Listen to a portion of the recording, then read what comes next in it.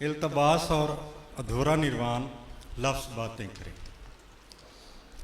کسی بھی شعری بیان یا حقیقت میں تخیل اور استدلال بھی کار فرما ہوتے ہیں، جنہیں قاری کبھی بہت شدت سے محسوس کرتا ہے اور کبھی عدم فہمی کے نتیجے میں نظر انداز کرتا ہے۔ شاعری چونکہ کسی قسم کے مطلق سیاسی، سماجی، اخلاقی اور اصولوں کی پابند نہیں ہوتی، کیونکہ اس میں ناقابل بیان بھی بار پا جاتے ہیں۔ اگر بفرض محال پابند بھی ہو تو اس کی ایک جہت ہو سکتی ہے، لیکن اس پر مطلق نام کسی قسم کی قدغن نہیں لگائی جاتی۔ شاعری اپنے آپ سے، اپنے اندر، اپنے وسائل سے، اپنے مصنف سے اور اپنے قارئین سے بحث کرتی ہے۔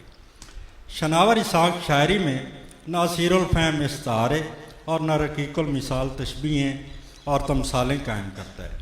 ایک پر اسرار اور گنجلک سادگی ہے، لیکن اس کے عقب میں بہت سی پیچیدگیاں بھی ہیں۔ آگے مثالوں سے ان کی وضاحت ہوگی۔ ممکن ہے شاعری کچھ لوگوں کے لیے محض موسیقی اور ترنم ہو، لیکن حقیقت میں خرد و زبان کا دانش مندانہ اظہار ہے۔ جدید شاعری میں شاعرانہ نظریہ اور اس پر عمل ایک دوسرے کے متضاد ہوتے ہیں۔ قاری دلیل اور خیالات، الفاظ اور چیزوں کے درمیان پیچیدہ رشتے، شاعرانہ سوچ، دیکھنے اور جاننے کے بیچ تجربے کی تیز رفتاری، گفتگو کا انداز، دلیل اور تفہیم کے اسرار میں کچھ ڈھونڈنے کی سعی کرتا ہے۔ اس جستجو میں یہ عناصر بہت اہم ہیں۔ جدید شاعری کس طرح اس چیز کے بارے میں بحث کرتی ہے؟ حقائق اور اشیاء کی مرابطت کے لیے کہے گئے دو مصارع میں کوئی دعویٰ، جواب دعویٰ، کوئی دعویٰ اور اس پر دعویٰ، کوئی سوال اور اس کا جواب، کوئی سوال اور اس پر ایک نیا سوال، کوئی اور سوال اور رد سوال، کوئی جواب اور اس کا جواب، کوئی جواب اور رد جواب لازمی ہوتا ہے۔ یہ الگ بات ہے کہ قاری محض ایک سطحی انسلاکی رشتے کو محسوس کر کے حظ اٹھاتا ہے اور سمجھ لیتا ہے کہ اس نے شعر اور اس کی زبان کو مکمل سمجھ لیا ہے۔ شاعری ایک خود مختار سرگرمی ہے جس کے دلائل نثر سے مختلف ہوتے ہیں۔ ان کے نتائج میں ایک خاص گونج ہوتی ہے جو ایک منفرد اور طاقتور انداز میں قاری کو قائل کرتی اور اپنا اثبات کرتی ہے۔ جب لفظ دلیل کے استعمال ہو تو سمجھ لینا چاہیے کہ یہ معنی کا ایک گہرا سلسلہ ہے۔ شناور اسحاق کے سلسلے میں اہم بات یہ ہے کہ وہ کسی قسم کی روحانی اور مادی تشکیک کا شکار نہیں ہے، اس لیے اس کی شاعری میں بھی کسی قسم کی تشکیک نہیں ہے۔ اسے جو کہنا ہوتا ہے بہت واضح تصور کے ساتھ کہہ ڈالتا ہے اور شاعری اور شعری وسائل کا بہت نادر انداز میں استعمال کرتا ہے۔ نہیں ہے کہ وہ سطحی اور دو ٹوک انداز میں شعر کہتا ہے، اس سے مراد یہ ہے کہ وہ اپنی فکر اور سوچ میں بہت واضح اور شفاف ہے۔ وہ اپنی تشکیک میں بھی بہت شفاف ہے۔ خدا، کائنات، مذہب، سیاست، تصوف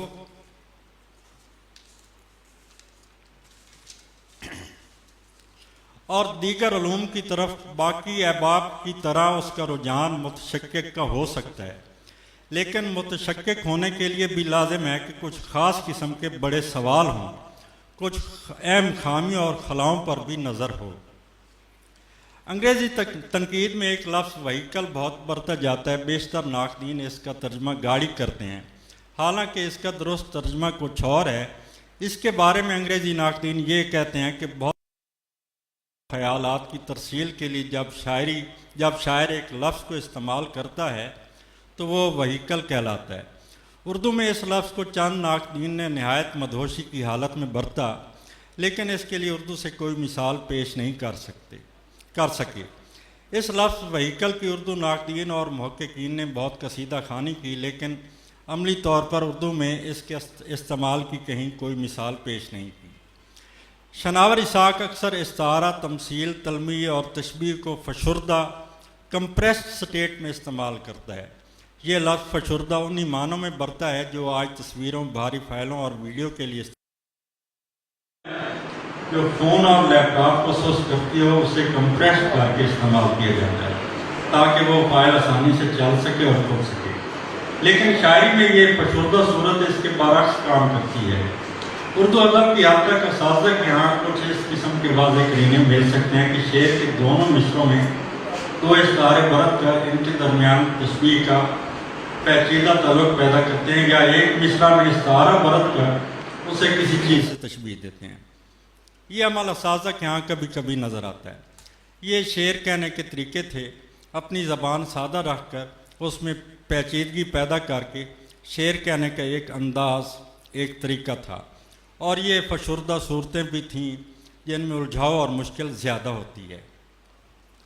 زبان یکساں ہوتے ہوئے بھی ہر شاعر کے نزدیک اس کی اقدار جدا جدا ہیں۔ زبان کی بات الگ رہی، لفظ تک کی اقدار الگ ہوتی ہیں۔ اکثر کہا جاتا ہے کہ زبان ثقافت کی نمائندگی کرتی ہے اور اس کے ساتھ آفاقی اور عالمی ادب کی اصطلاحیں بھی برتی جاتی ہیں۔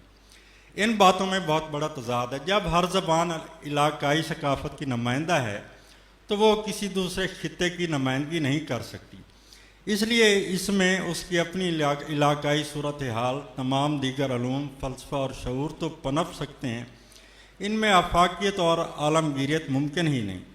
جس دن دنیا کی زبان ایک ہوگی، حالات یکساں ہوں گے، تو ممکن ہے ہر جگہ تخلیق کیے جانے والے ادب پر ان باتوں کا اطلاق ہو سکے۔ یہ ضرور ہونا چاہیے کہ ہر تخلیق کے عقب میں بہت سا مطالعہ ضرور ہو، لیکن نادیدہ ہو، اسے بہت غور و فکر کے بعد محسوس کیا جا سکے۔ جس طرح زبان کو ثقافت کی نمائندہ کہا جاتا ہے، اسی طرح خاص قسم کی شاعری کو کسی خاص دماغ کی نمائندہ کہا جا سکتا ہے۔ یہ بات ہر قسم کی شاعری کے لیے نہیں کہی جا سکتی۔ سبھی لوگ روز گھنٹوں باتیں کرتے ہیں، ممکن ہے الفاظ مختلف برتے جاتے ہوں، لیکن تمام باتیں یکساں ہوتی ہیں۔ اس لیے جو لوگ شاعری میں گفتگو کرتے ہیں ان کی گفتگو بھی کوئی خاص اہمیت کی حامل نہیں ہوتی۔ یہ بھی روزمرہ کی گفتگو کی طرح ہی ہوتی ہے۔ شناور اسحاق کے بارے میں بآسانی کہا جا سکتا ہے کہ اس کی شاعری اس کے اپنے دماغ کی عکاس اور نمائندہ ہے۔ شاعرانہ فکر اور زبان سے قاری کے کیا مطالبات ہو سکتے ہیں؟ اس سوال کے جواب اتنے ہی ہیں جتنے قاری ہیں۔ ہر قاری کا اپنا علاقہ اور نقد علم ہے۔ وہ قاری جو شعر کی فنی جہات سے ناواقف ہو اور شعری علوم سے بھی ناآشنا ہو، اس کا شاعر سے کیا مطالبہ ہو سکتا ہے؟ ہر شعر اپنی جگہ ایک مکمل کہانی اور ایک نئی کائنات ہوتا ہے۔ شعر میں لفظ حسی اور عقلی سطح پر بار پاتے ہیں۔ ان کے فہم کے لیے حواس مرکب سے کام لینا پڑتا ہے۔ کسی ایک بھی لفظ سے جب قاری کے خیالات میں کوئی مذہبی، تاریخی، علمی واقعہ اور کوئی گوشہ ذہن میں بھرنے لگتا ہے تو اسے بھی معنی میں شمار کرنا چاہیے۔ ان باتوں کی روشنی میں ذیل کے اشعار میں کچھ الفاظ کو شناور اسحاق نے یوں برتا ہے جس سے ان کی زبان سے آشنائی اور وسعت علمی کا پتہ چلتا ہے۔ گزر کے سین حرم سے عدن تک آیا ہوں، میں تیری روح سے تیرے بدن تک آیا ہوں، میں آ رہا ہوں ابھی چوم کر بدن اس کا، سنا تھا آگ پہ بوسہ رقم نہیں ہوتا۔ اپنی رنگین بیانی سے الگ رکھتا ہے، داستاں گو مجھے رانی سے الگ رکھتا ہے۔ خاک میں پڑھ کر کون سلامت رہتا ہے، آنکھ میں آیا اور نظارہ خاک ہوا، جلتے جلتے بن کی لکڑی راکھ ہوئی، چلتے چلتے لکڑ ہارا خاک ہوا۔ ایک رت ہے جو ہمیں ساتھ لیے پھرتی ہے، جس طرف جائیں یہی آب و ہوا ملتی ہے۔ نظر اٹھے تو روایت پہ حرف آتا ہے، فقیر لذت نان جمی سے جاتا ہے۔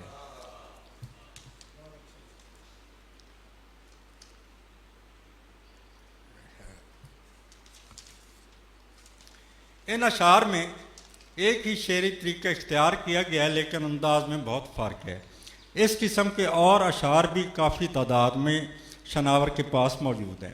یہاں صرف پہلے شعر پر بات کرنا کئی وجوہ سے ضروری ہے۔ یہ شعر کئی خوبیوں کا حامل ہے۔ اس میں غیر محسوس طریقے سے صنعت لفظ و نشر کا ایسے استعمال ہے جو سوائے میر کے ایک شعر کے اور کہیں نظر نہیں آتی۔ اس ایک شعر میں صنعت لفظ و نشر مرتب اور غیر مرتب دو تشبیہوں پر قائم ہے۔ لفظ و نشر مرتب کے لیے سین حرم اور عدن اور ان کی مناسبت سے روح اور بدن استعمال کیے گئے ہیں۔ غیر مرتب میں ترتیب بدل جاتی ہے۔ سین حرم کے مقابل بدن اور عدن کے مقابل روح کو لایا جا سکتا ہے، جس سے معنی بہت مختلف ہو جاتے ہیں۔ حرم کو روح سے تشبیہ پاکیزگی اور طہارت کی بنا پر دی گئی ہے۔ عدن کے ساتھ محض باغ کا تصور قائم نہیں، بلکہ یہ وہ مقام ہے جہاں آدم و حوا کی پہلی ملاقات ہوئی۔ اس شعر کے عقب میں آفرینش اور تخلیق آدم اور ان کے زمین پر گرائے جانے کی پوری داستان کھڑی ہے۔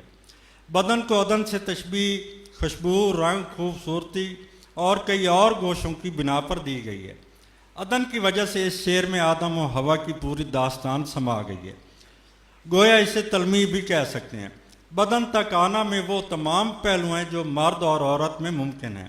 یہ وہ پہلو بھی ہو سکتے ہیں جن کی وجہ سے منٹو عمر بھر ماتوب ہوتا رہا، لیکن شناور نے کرینہ ایسا رکھا ہے کہ سب کچھ کہہ کر بھی جیسے کچھ نہیں کہا۔ کولرڈ شاعر کی تعریف میں کہتا ہے کہ وہ تخیل کو سوچ کی گہرائی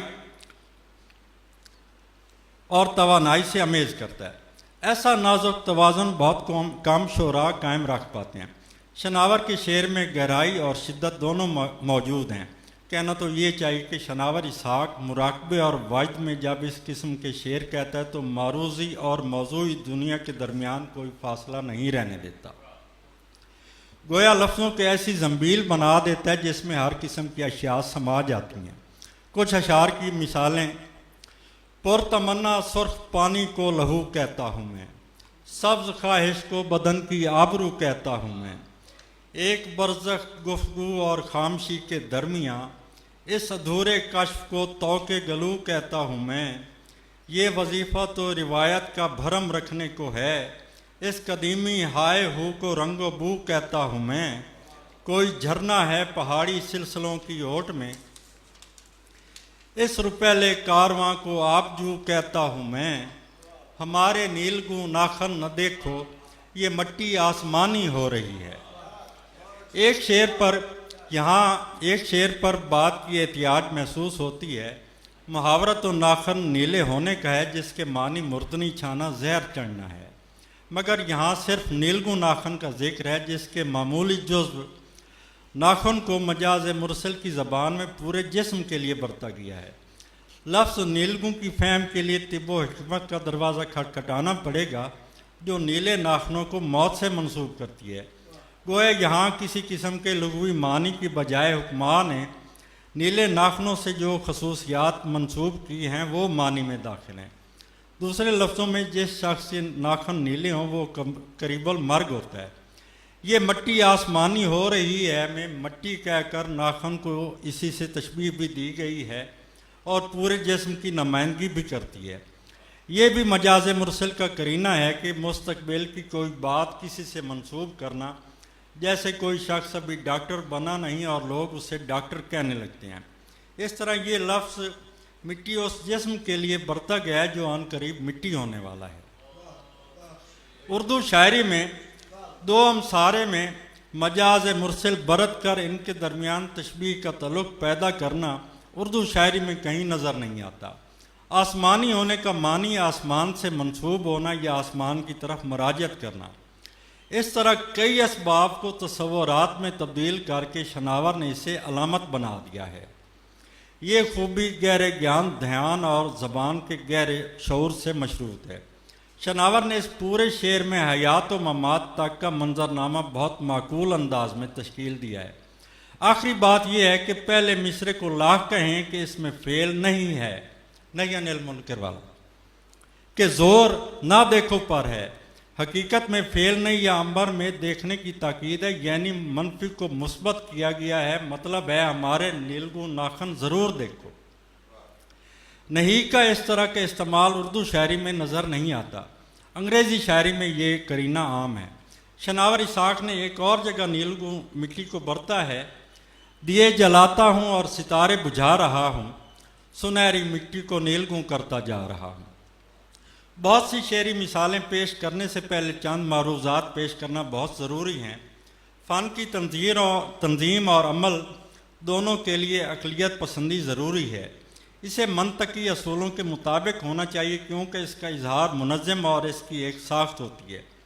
وجدان اور فکر کی شکلیں عالمگیر ہیں جو شعور کی وحدت کی تشکیل کا باعث بنتی ہیں، اور فن شعور اور خالص علمی شعور دونوں کی وحدت کی تشکیل کرتا ہے۔ اس طرح قاری کو جذبات کے رحم و کرم پر نہیں رہنا چاہیے، اسے فن کی فطرت اور جوہر میں گھس جانا چاہیے۔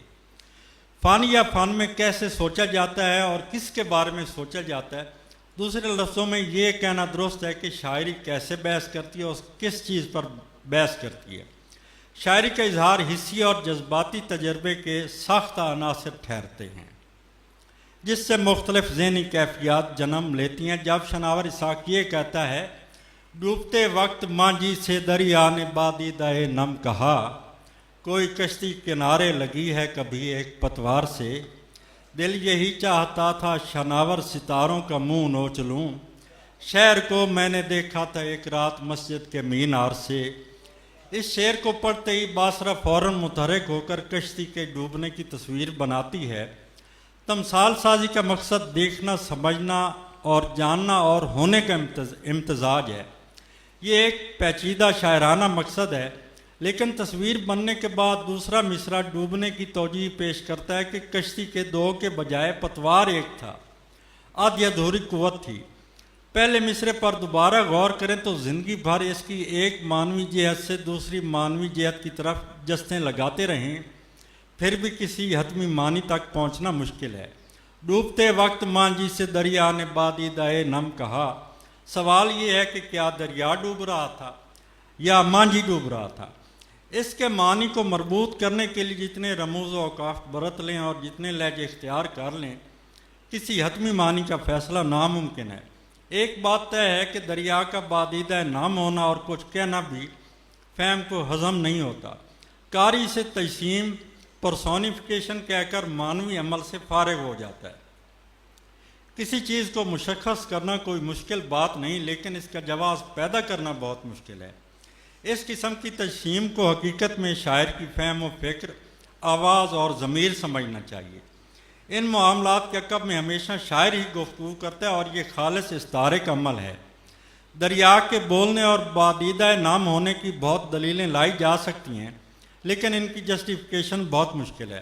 لیکن شعر میں زبان اور اصطلاحوں سے شاعری کے استدلال اور خاص طور پر تمثال سازی کی جارحانہ طاقت شاعری کے دو عناصر تازگی اور اصرار میں ہم آہنگی پیدا کرتی ہے۔ حقیقی طور پر بھی اس طرح کا استدلال ممکن ہے۔ مذہب، عقیدے اور عقیدے سے ہٹ کر کوئی لاکھ کہے کہ اس نے کسی جانور یا کسی بے جان سے گفتگو کی ہے تو کوئی شخص اس کو تسلیم نہیں کر سکتا۔ اس شعر کے حوالے سے جب کوئی کہے کہ دریا شاعر کے ضمیر کی آواز ہے تو شعر فوراً سمجھ آ جاتا ہے۔ شاعرانہ تمثیلیں احساسات کے بجائے الفاظ سے بنتی ہیں اور دماغ کی آنکھ پر واضح ہوتی ہیں، اس لیے ان کا کوئی فوری معنی نہیں ہوتا۔ اس پر غور کرنا اور معنی کی جستجو کرنا ضروری ہے۔ معروضیت کے ساتھ عقلیت کو مسئلے کے طور پر لینا رومانیت کی حقیقی میراث ہے، جو دنیا کی تشکیل نو کے لیے موضوعیت کی قید سے نکلنا چاہتی ہے۔ اس طرح دوسرے شعر کی تفسیر بھی ہو سکتی ہے۔ شعر میں کبھی ایک طرح کے منطقی ربط نہیں ہوتے، ان میں سینکڑوں نادیدہ اور حواس اور علوم سے بھی کہیں زیادہ ربط ہوتے ہیں۔ ہماری عدم فہمی انہیں نادیدہ رکھتی ہے۔ تمثال سازی کو محض تصویری بیانیہ نہیں سمجھنا چاہیے، اس کے عقب میں کئی متون اور علوم کھڑے ہوتے ہیں۔ جس طرح غزل کی تنقید میں بیشتر حصہ متنی تنقید کا ہے، شعر میں بننے والی تصویر کو کسی شاعر کے تخیل کو جاننے اور سمجھنے کی دلیل یا اسے احساس کا متبادل سمجھنا چاہیے اور اسی پر تجسیم کو بھی قیاس کرنا چاہیے۔ شاعر کو ایک ذمہ دار اور ذہین مفکر کے طور پر سراہا جانا چاہیے، جس کے خیالات ایک نئی اور واضح حقیقت کی تشکیل کرتے ہیں۔ اس کی شاعری اس زبان کا مقابلہ کرتی ہے جس میں اسے لکھا جاتا ہے، اور قاری کو زبان اور خاموشی کے درمیان، الفاظ، خیالات اور چیزوں کے درمیان ایک موازنہ اور تناؤ نظر آتا ہے۔ ایک طرف الفاظ کا جادو، ایک خیالی کائنات، ایک جادو نگری جس میں الفاظ اشیاء میں بدل جاتے ہیں اور اشیاء الفاظ میں بدل جاتی ہیں، اور قاری دونوں کے درمیان، آواز اور خاموشی کے درمیان ثالثی کرتا اور واضح حقیقت اور غیر محسوس جذبے دونوں تک رسائی پاتا ہے۔ شناور اسحاق شعری و تنقیدی روایت سے خوب آگاہ ہے، یہ آگاہی اسے مغایرت کے دائرے میں لا کھڑا کرتی ہے۔ اسی وجہ سے اس کے ہاں عشق و محبت، رومان، سیاست، مذہب اور دیگر سماجی اور تاریخی پہلو اس طرح اظہار میں نہیں آتے جس طرح دیگر شعراء کے ہاں نظر آتے ہیں۔ وجہ یہ ہے کہ شعر اور قرأت کے بعد قاری ایک عجیب و غریب خاموشی کا شکار ہوتا ہے۔ شعر کو محسوس کرتے ہوئے بھی اس کا تجسد قائم کرنے میں ناکام رہتا ہے۔ عجب انداز ہے اس گل بدن کے پیار کرنے کا، مجھے پاتال تک لے جا کے میں وہ خواب کر دے گا۔ کوزہ گر کون سا خطرہ ہے تجھے مجھ سے بتا، کیوں میری خاک کو پانی سے الگ رکھتا ہے۔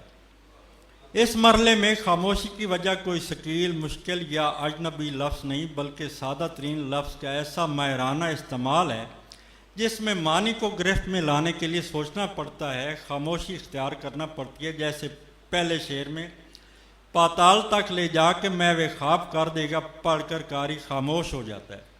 کچھ سمے کے بعد اس کے معنی کھلتے ہیں کہ پیار کرتے ہوئے انتہا تک لے جانا اور مدہوش کر دینا۔ یہ معنی فوری ذہن میں نہیں آتے۔ کوئی شخص یہ بھی سمجھ سکتا ہے کہ شعر کے بعد قاری کی خاموشی زبان کی یا شاعر کی ناکامی ہے یا شعر کی ناکامی ہے۔ ایسی کوئی بات نہیں۔ شناور اسحاق الفاظ کو خیالات اور چیزوں سے جوڑنے کا فن جانتا ہے، اور یہ اس کی زبردست شعری تکنیک ہے۔ اسے علم ہے کہ تفصیلات چیزوں اور حقائق کو فنا کر دیتی ہیں۔ زبان کے اشارے تصوراتی اور صوتی اختلافات معنوی اقدار کا تعین کرتے ہیں، اس کے ساتھ اس حقیقت کی گرہ کشائی بھی کرتے ہیں جو کبھی خود بخود ظاہر ہو جاتی ہے۔ ہر ناقد نے علم بیان اور بدیع کو بیک جنبش قلم رد کر دیا ہے، جس کا نتیجہ خلط مباحث کی صورت میں نکلا۔ اس تارے کے ضمن میں یہ عرض ہے کہ یہ دو اشیاء کے درمیان تعلق پر قائم ہوتا ہے۔ تعلق کی نوعیت متن سے طے ہوتی ہے۔ تشبیہ میں معنی کو مقید کیا جا سکتا ہے۔ جس تشبیہ میں مکمل ادات ہوں گے اس کا ایک ہی معنی ہوگا۔ اس تشبیہ سے کسی دوسرے معنی کا قیام ممکن ہی نہیں۔ جیسے ناز کی اس کے لب کی کیا کہ یہ پنکھڑی ایک گلاب کی سی ہے، کوئی لاکھ زور لگائے، تشبیہ کے حوالے سے اس شعر کے معنی نازکی ہی نکلیں گے، اس کے علاوہ کوئی اور بات ناممکن ہے۔ یا یوں کہہ لیں کہ ہر معنی نازکی پر ہی استوار ہو سکتا ہے۔ جیسے جیسے عادات کام ہوں گے تشبیہ میں پھیلاؤ آتا جائے گا۔ یہ کام محض غرض تشبیہ کے عدم سے بھی ممکن ہے۔ اس کی بہترین مثال شناور اسحاق کی ایک مکمل غزل ہے جس میں غرض تشبیہ نہیں ہے، لیکن اس کے معنی کے دائرے فزوں تر ہے۔ بدن کا قصر سیمی غار جیسا ہو گیا ہے، ہمارا آئینہ زنگار جیسا ہو گیا ہے، الگ کرتے رہے پھولوں کو سنگ و خشت سے ہم، ہمارا لمس اب تلوار جیسا ہو گیا ہے، ہمیں کیا لینا دینا اس طرف یا اس طرف سے، ہمیں کیا وقت اگر دیوار جیسا ہو گیا ہے، سریلی گھنٹیوں سے داستانی دائروں تک وہ سارا سلسلہ آثار جیسا ہو گیا ہے۔ زمانے میں تیری آبادیوں کو چھوڑوں گا، میرا حجرہ تیرے بازار جیسا ہو گیا ہے۔ ہر حقیقی شاعرانہ استعارہ سچ ہے جب تک اس میں ایسی حقیقت یا اس کے اشارے موجود ہیں جن کا ہمیں پہلے سے علم ہوتا ہے یا ہو جاتا ہے۔ اگر اس کی شاعری میں دوبارہ بازیافت کی ضرورت ہے تو روایتی زبان کے خلاف لڑنے کے لیے جارحانہ انداز کی ضرورت ہوتی ہے، جس سے شناور اسحاق بخوبی آگاہ ہے۔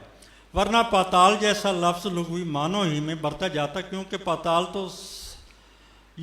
کیونکہ یہاں تو پاتال سرمستی اور سرشاری کی انتہا ہے، جسے دوسرے لفظوں میں غرق ہو جانا کہتے ہیں۔ التباس سے ادھورا نروان تک میں ان کا سفر بلندی کی طرف ہے۔ التباس ہی میں اس نے اپنی فکر سے، اپنی شاعری سے جنگ کرنا سیکھ لیا تھا۔ یہی وجہ ہے کہ التباس کی اکثر غزلیں ادھوری ہیں، کہیں 3 4 شعر اور 2 اشعار کی کثرت نظر آتی ہے۔ ادھورا نروان میں یہ کیفیت نہیں، جو کچھ کہا بہت سوچ کر اور پورے وثوق سے کہا۔ جدید شاعری میں خاص طور پر وین کو دلیل کی ضرورت ہوتی ہے، کیونکہ حقیقت اب خود واضح نہیں رہی ہے اور اسے دیکھنے کے لیے انفرادی ذہن کی ضرورت ہے۔ شعور جتنا زیادہ نفیس ہوتا ہے، شاعرانہ زبان کی اتنی ہی زیادہ ضرورت ہوتی ہے۔ ادھورا نروان کی شاعری ترقی یافتہ ذہن کی پیداوار محسوس ہوتی ہے۔ غزلوں میں حقیقت، شعور اور زبان سب ایک دوسرے سے جڑے ہوئے ہیں اور صرف ایک ماہر شاعر کے اخذ کردہ اور دریافت شدہ ہیں۔ یہاں یہ بھی کہا جا سکتا ہے کہ وہ بصیرت کو بصارت شامہ لمست تک کی طرف موڑ دیتا ہے۔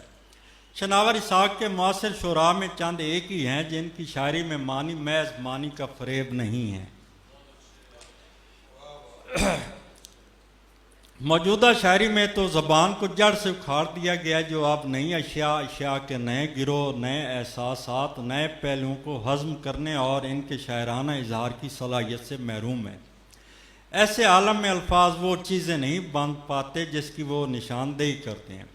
اس مقصد کے لیے شعراء اس بات کو یقینی بنائیں کہ ان کے الفاظ قطعی ٹھوس بیانات سے پاک اور سب سے بڑھ کر درست ہوں۔ بیانات سے مراد اخباری خبریں نہیں بلکہ شعری حقائق ہیں۔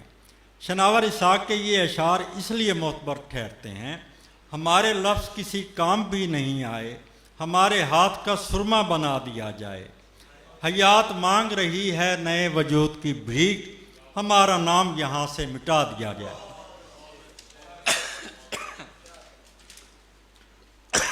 جب شعری ضرورت کو حد سے زیادہ اہمیت دی جاتی ہے اور زبان کے درست استعمال کی عدم فہم ہو، یا جب زبان کی صفائی کا کام کیا جاتا ہے تو زبان کا ارتقا رک جاتا ہے، وہ خود بخود کرپٹ ہو جاتی ہے۔ اور یہاں ان پیج کی کرپٹ فائل کی مثال زیادہ مناسب ہے، جو کھل جائے تو اس میں لکھی تحریر نہ کوئی پڑھ سکتا ہے اور نہ سمجھ سکتا ہے۔ زبان مفہوم کی ترسیل کی صلاحیت کھونے لگتی ہے۔ ایک دریا ایک سبز کنارہ خاک ہوا، اپنا جھرمٹ کھو کر تارا خاک ہوا۔ شناور الفاظ پر صرف اس وقت بھروسہ کرتا ہے جب وہ چیزوں کی طرح ہو، نتیجتاً وہ عام بول چال کی زبان سے گریز اور تمثال سازی میں اپنا ایک خاص شعری محاورہ پیش کرتا ہے۔ تمثال کوئی علامت یا خیال نہیں بلکہ ایک ایسی شے ہے جسے دیکھتا یا محسوس کرتا ہے، اسے سوچتا بھی ہے تو اس لیے نہیں کہ اسے کسی عقیدے یا اخلاقیات کے لیے استعمال کرے۔ سچ تو یہ ہے کہ اس کی بنائی ہوئی لفظی تصویر بذات خود ایک گفتگو اور ایک تقریر ہے۔ لفظ اور چیز کا امتزاج اسم اور شے کا نہیں بلکہ مجازی معنی کی طلسمی دنیا، کیونکہ اس کی شاعری کی جڑیں استعاراتی ہیں اور استعارہ فطری شے ہے۔ شاعری میں اس کی تشکیل نو ضروری ہے۔ شاعری صرف وہی کرتی ہے جو قدیم نسلوں نے لاشعوری طور پر کیا۔ شاعر تو اسے معنی دیگر میں برتنے کی کوشش کرتا ہے، اور شناور اسحاق یہ کام مقیمت سے کر رہا ہے۔ پرتمنا سرخ پانی کو لہو کہتا ہوں میں، سبز خواہش کو بدن کی آبرو کہتا ہوں میں، ایک برزخ گفتگو اور خاموشی کے درمیاں، اس ادھورے کشف کو توقع گلو کہتا ہوں میں۔ استعاراتی معنی محض لفظی تصادم نہیں بلکہ نئی پیشین گوئیوں کے حامل ہوتے ہیں، جو لغوی معنی کے خاتمے سے پیدا ہوتے ہیں۔ یعنی وہ لفظ جو لغت کی عام قدر کے حامل ہوتے ہیں، وہ قدر بدل جاتی ہے اور نئے معنی کی تشکیل ہوتی ہے۔ اس شعر میں بس ایک تماشا بود و نابود چل رہا ہے، بدن سے ہوتا ہوا کہانی سے جا رہا ہوں۔ اس شعر میں کہانی اپنے مشہور معنی ترک کر کے دنیا اور کائنات کے معنی میں ڈھل گئی ہے۔ غرض تشبیہ کا تعین نہ ہو تو معنوی پھیلاؤ آتا ہے، اور جہاں محض تشبیہ موقد ہو یعنی مشبہ اور مشبہ بھی ہوں، وہاں معنی کے سینکڑوں امکانات ہوتے ہیں۔ اس طرح استعارے میں بھی معنی کو مقید کرنا ممکن ہو سکتا ہے۔ استعارہ دو اشیاء میں اشتراک اور تقابل پر قائم ہوتا ہے، جبکہ علامت مجاز مرسل کی طرح اپنے ہی گرد گھومتی ہے۔ اس کا اشتراک کسی دوسری شے کے ساتھ نہیں ہوتا، اس کا قریب ترین تعلق مجاز مرسل سے ہے، کسی تشبیہ اور استعارے کے ساتھ ہرگز نہیں۔ جب یہ کہا جاتا ہے کہ قلم طاقت کی علامت ہے، اس سے ہرگز یہ مراد نہیں ہے کہ یہ کسی دوسری شے کے ساتھ اشتراک کر ہے، بلکہ قلم سے لکھی جانے والی پرقوت تحریر مراد ہے۔ اس طرح ایٹمی ہتھیار تباہی کی علامت ہے، سے مراد ان کی کارکردگی ہے جو تباہی کا سبب ہوتی ہے۔ ایک ناقد کا تو یہ کہنا ہے کہ شعراء علامت کو وہیکل میں بند کرنے کی کوشش کرتے ہیں، جو بالکل غلط انداز ہے۔ علامت کو علامت اور استعارے کو استعارہ رہنا چاہیے۔ وہیکل اصل میں مستعار منہ کو کہا جاتا ہے، جو استعارے کا اہم حصہ ہے۔ اس اندھی روشنی کی ریل پر تورات اترے گی، سرائے کریہ کونا میں پھر شالات اترے گی۔ اس شعر میں تشبیہ موقد ہے اور شالات کو تورات سے تشبیہ دی گئی ہے۔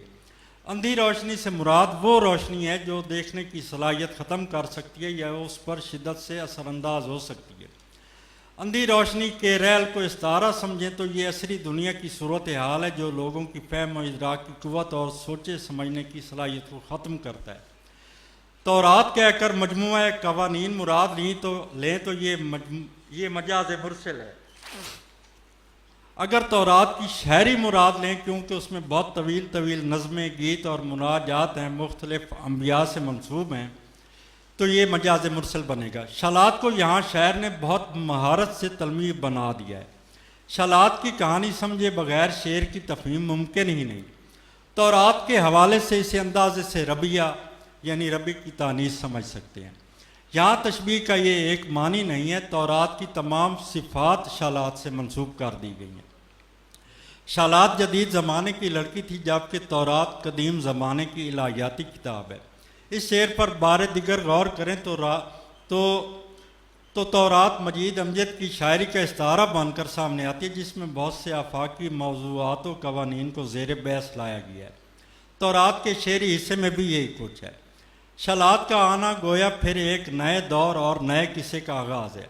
इस शेर के मफहूम में ये भी कहा जा सकता है कि ऐदनामा जदीद मनसूख और ऐदनामा अतीक का आगाज़ है। शायर का इसे मुकाशफा कहना चाहिए। आलमी सूरत हाल में ऐदनामा कदीम का अरूज नज़र आता है। लोग आज भी हज़ारों साल पहले के ज़माने में जीने के आरज़ूमंद नज़र आते हैं। आखिर में एक एतराफ़ ज़रूरी है कि डॉक्टर नासिर अब्बास नैयर, शायद शदाई, शनावर इसाक और शहीन अब्बास से दोस्ताना तल्लुक़ के बावजूद इनसे अकीदत है, वही अकीदत जो बड़े लोगों से हुआ करती है। कुछ और अशार पेश खिदमत हैं और इसके बाद इजाज़त। गुमशुदा लख्त जिगर माओं से जा मिलते हैं, यानी मरते हैं तो हम गाँव से जा मिलते हैं। काफ़िले ये जो किनारों पे नज़र आते हैं, शाम होती है तो दरियाओं से जा मिलते हैं। दिल है वो फासिक व फाजिर के बिगड़ जाए तो सिलसिले शहर के सहराओं से जा मिलते हैं। ज़मीन का दाग